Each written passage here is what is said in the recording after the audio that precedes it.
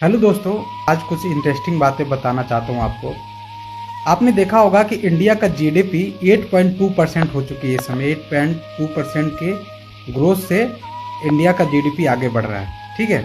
लेकिन आज का एक आर्टिकल द हिंदू में छपा जिसमें यह कहा गया, आईएमएफ द्वारा यह कहा गया, आईएमएफ इंटरनेशनल मॉनेटरिंग फंड, उसका मानना यह है कि इंडिया अपने डाटा के साथ कुछ छेड़छाड़ कर रहा है। जो डाटा इंडिया पब्लिश कर रहा है अपनी इकोनॉमी को लेकर, उसके साथ छेड़खानी हो रही है।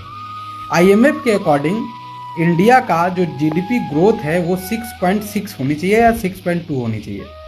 लेकिन इंडिया में जो डाटा पब्लिश हुआ है जिसमें 8.2% का ग्रोथ बताया गया है, उसको आईएमएफ सिरे से नकारते हुए सी ग्रेड दिया है। मॉनिटरिंग यूनिट है जो मॉनिटर करती है, उसको सी ग्रेड दिया है उसके अकॉर्डिंग कि डाटा के साथ छेड़खानी तो हो रही है, जैसे चाइना करती है।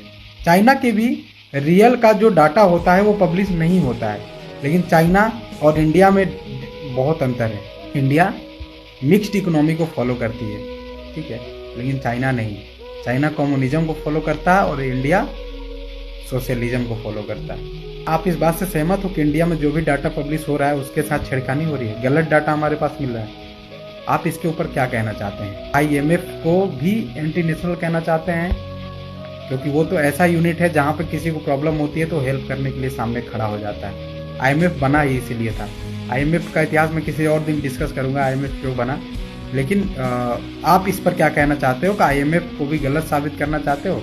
क्योंकि कल मैंने एक वीडियो डाला था जिसमें मैंने कहा कि ये कैसी डेमोक्रेसी है जहाँ पर सब कुछ खुद खरीदना पड़ रहा है, हमारे रिप्रेजेंटेटिव अपने बच्चों के लिए सारी चीज़ें कर रहे हैं, तो लोग एंटी नेशनल कहने पे उतर रहे हैं। तो आप इस बात पर आप बताइए आपका क्या राय है, क्योंकि ये बात मैं तो कह नहीं रहा हूँ, आईएमएफ कह रहा है। आप इस पर क्या कहना चाहते हैं?